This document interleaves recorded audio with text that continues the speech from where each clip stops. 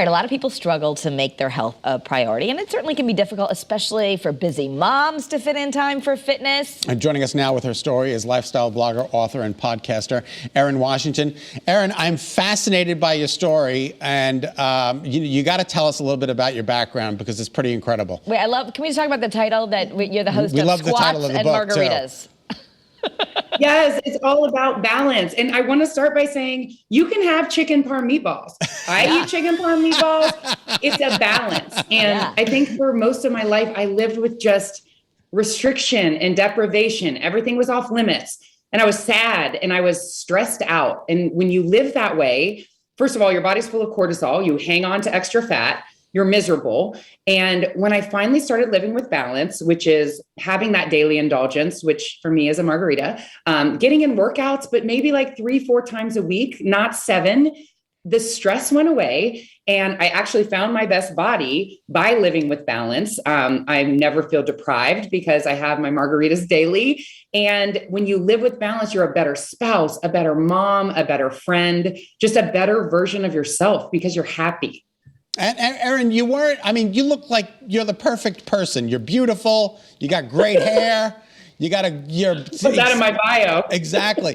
But you weren't always here. You were a tremendous athlete and you suffered, you had bulimia. Is that right?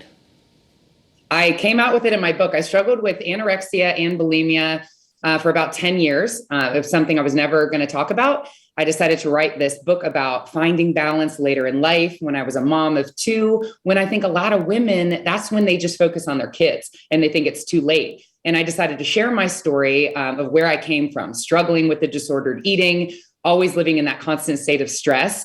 And I finally found a way out of it and wanted to write a book to first the woman that is struggling with an eating disorder, maybe hasn't told anyone, me too. I built a community of like-minded people that grew up in this diet culture. It doesn't have to be that way. Just live with balance.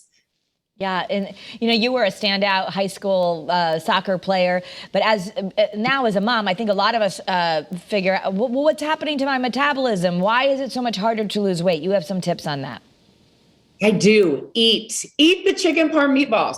For so long, I lived starving and I was 20 pounds heavier. My body kind of just shut off. When you're not feeding it regularly, it almost doesn't trust you. When you're eating often, and I mean every couple of hours, if you want to start out like eating pretty healthy, it's fine. You don't have to start out with the meatballs, but feed your body often and you'll notice you start to feel hungry again because your metabolism turns back on. I eat 2 or 3 times more than I used to eat, and I weigh 20 pounds less. And I think women have always been taught calories in versus calories out, starve yourself, don't snack, only eat salads. And that failed me for 20 years. I mean, there's all this talk now about intermittent fasting and people are doing that, but I feel like you too. I don't really, I get all stressed when I'm hungry. I do. And for me to recover from eating disorders and finally now recognize my hunger cues and eat when I'm hungry, to tell my body it's not time to eat yet. We're intermittent fasting. You can eat in 2 hours, just goes against everything that I've learned. For me, it's intuitive eating. If you're hungry, eat, but there's another part to it. When you're satisfied, stop eating. Right. Not when you're full, not when there's everything gone on the plate. So check in. Am I hungry? Eat. Am I satisfied? Not yet. Then I'll keep eating some more. It's just being in tune with your body and being intuitive. And the book is part 1 is your personal journey and part 2 are these helpful hints. So we're going to get kind of 2 for 1 here out of the book. Yeah.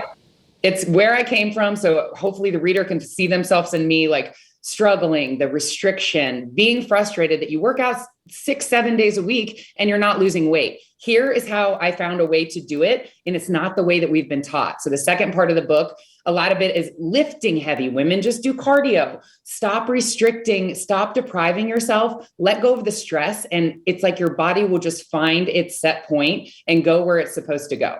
I mean, you're speaking my language because I'd much rather do weights than cardio. I despise cardio. I despise cardio. But when you say heavy, what do you mean heavy for a woman?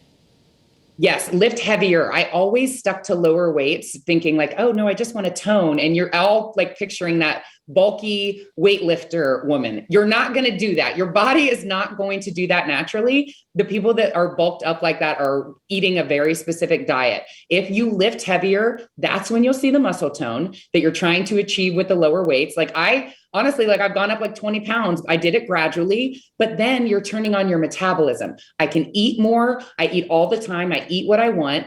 And I finally have muscle tone lifting heavier. You're not going to bulk. You're going to tone.